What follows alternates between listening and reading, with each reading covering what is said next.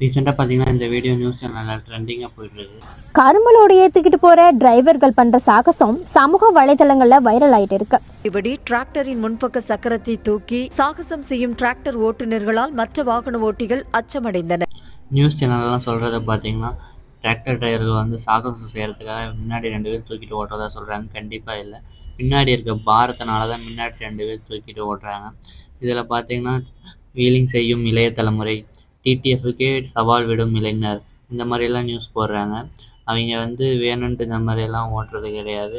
அவன் அவன் அந்த வண்டிய ஓட்டி பார்த்தா தான் தெரியும் அதோட கஷ்டம். ஜாலியா நியூஸ் போட்டுட்டு இருக்காங்க.